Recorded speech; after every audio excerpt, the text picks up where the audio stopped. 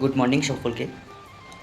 সত্যি কথা বলতে সকালবেলা রোজ এই রকম ৭টা ৭:৩০টার মধ্যে ঘুম থেকে উঠে রান্না করাটা আমার পক্ষে এখন একটু খুব কষ্টকর হয়ে যাচ্ছে।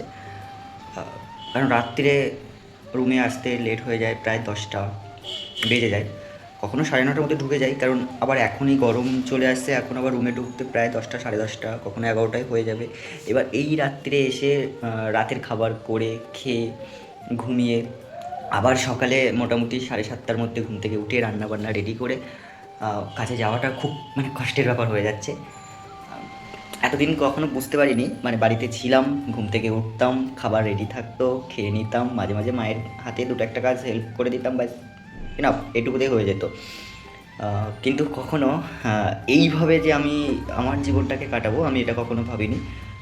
অনেক কষ্ট, সমস্যা সব কিছু আমি দেখতে পাচ্ছি, কিন্তু কিছু করতে পারছি না, কিছু বুঝতে পারছি না। আমি আমার মানে আসল আমার যে উদ্দেশ্য নিয়ে আমি এখানে এসেছি, তো সেই উদ্দেশ্যের কাছাকাছি আমি যাচ্ছি, আবার আসছি, ঠিক এরকম একটা ব্যাপার হয়ে যাচ্ছে। কেন পুরোপুরিভাবে আমি সেখানে বসতে পারছি না, একটাই কারণ হলো, একটা কাজের মধ্যে ঢুকেছি, সেখান থেকে আমি সময় খুব একটা বের করতে পারছি না। তবুও সেখান থেকে যতটা পারছি সময় বের করে আমার সবথেকে মেন যে উদ্দেশ্য নিয়ে আমার কলকাতায় আসা, সেই উদ্দেশ্যটা পূরণ করার আমি চেষ্টায় আছি। কোনো কাজ ছোটো না, এবার যে কোনো কাজ ছেড়ে দিয়ে আরেকটা কোনো কাজ ধরবো, সেটাও আমার কাছে এই মুহূর্তে পসিবল হয়ে উঠছে না। খুব প্রেশার হয়ে পড়ে যাচ্ছে নিজের উপর দিয়ে। কিছু করার নেই, তো যাই হোক। আজকে সকালে আমি আবার মনে করলাম যে না, অনেক দিন রান্না করিনি, তার একটা কারণ আছে। একা একা খাওয়াটাও খুব খারাপ লাগে, যে না, নিজে রান্না করবো, নিজে একা রান্না করে খাবো, সবাই মিলে খাবো, এটাই খুব ভালো লাগে। ছোটো থেকে একা খাওয়া অভ্যাস নেই, তো সবাই মিলে একসাথে খাওয়া দাওয়া করাটা একটা অভ্যাসের মধ্যে পরিণত হয়ে গেছিলো। এই 2-3 বছরেও সেই অভ্যাস আমার এখনও পরিবর্তন হয়নি। আশা করছি সেরকম যেন পরিবর্তন কখনো না হয়, কারণ সবার সাথে মিলেমিশে আনন্দ করে খাওয়াটা আমার কাছে একটা খুব অনেক পাওয়ার বিষয়। প্রায় 3-4 দিন আমি কোনো রান্নাবান্না করছিলাম না, আজকে আবার একটু রান্না করলাম। তো আজকে রান্নাটা একটু অন্যরকম, আবার ভাবলাম যে না, কী করবো। সব থেকে বড় কথা যে সকালে বাজার যাওয়াটাও আর একটা চাপের ব্যাপার হয়ে যায়। তো আমি সকালে প্রথমে বাজারে চলে গেলাম। এবার বাজারে গিয়ে প্রথমে আমি নিয়েছিলাম চুনো মাছ। চুনো মাছটা খেতে একটু খুব ভালো লাগে। বাড়িতে কিন্তু আগে পুকুরের থেকে চুনো মাছটা প্রচুর আসতো, কিন্তু এখন আর সেই চুনো মাছটা তো বাড়ির থেকে পাওয়া যায় না। তখন বাড়িতে হতো, কিন্তু খুব একটা খেতে ভালো লাগতো না। এবার এখন জিনিসটা পাচ্ছি না, তো তাই এখন জিনিসটা বেশি খেতে ইচ্ছা করছে। তো ওর জন্য চুনো মাছ নিয়েছিলাম। চুনো মাছটা নিয়ে আবার সেটা রিটার্ন করলাম, দেখলাম ইলিশ, খুব বড় ইলিশ না, ছোটো ইলিশ মাছটা।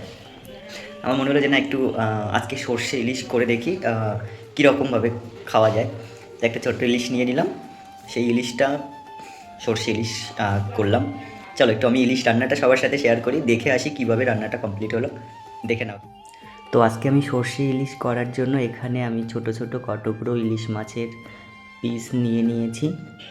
মাছগুলো প্রথমে খুব ভালো করে জল দিয়ে ধুয়ে নিলাম। এবার মাছের মধ্যে আমি দিয়ে দেব পরিমাণ মতো সামান্য একটু নুন। নুনটা বেশি হলে খুব বাজে হয়ে যাবে। সামান্য একটু হলুদটা বেশি দেওয়া যাবে না।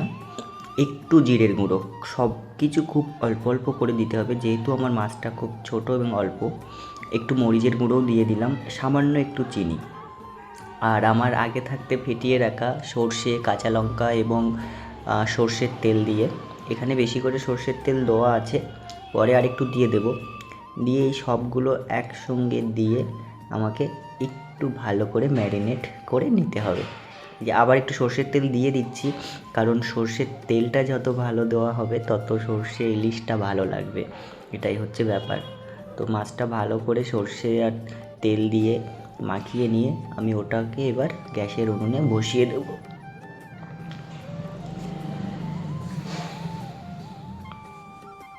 এভাবে এবার আমি আধা ঘন্টা ফুটিয়ে নেব ঢাকা রেখে।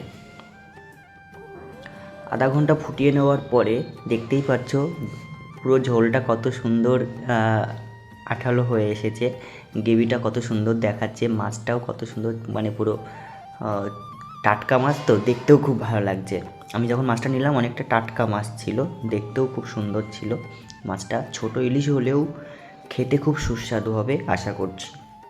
তো আমার রান্না প্রায় কমপ্লিট হয়ে গেছে, দেখতে পাচ্ছ মাছটাও কত সুন্দর সব সেদ্ধ হয়ে গেছে। ওর মধ্যে আমি দিয়ে দিলাম 4 টুকরো কাঁচা লঙ্কা। কাঁচা লঙ্কার ফ্লেভারটা খুব সুন্দর আসে। সর্ষে ইলিশে বেশি কিছু লাগে না, এই সর্ষে, কাঁচা লঙ্কা, সর্ষের তেল, ব্যাস এইটুকুই হয়ে যায়। আমি একটু আদার্স মশলাপাতি দিলাম, দিতে হয় না, সামান্য একটু গরম মশলা দিয়ে আমি এবার এটা মানে একদম বেশি দেওয়া যাবে না, খুব সামান্য দিতে হবে, দিয়ে ঢেকে রাখতে হবে। তারপরে আমার গরম গরম সর্ষে ইলিশ রেডি। দেখতে কত সুন্দর হয়েছে, খেতে কত সুন্দর হবে। যাই হোক, খেয়ে তারপরে সবাইকে আমি কমেন্টে জানাবো। আবার দেখা হবে নেক্সট কোনো ভিডিওতে। টাটা।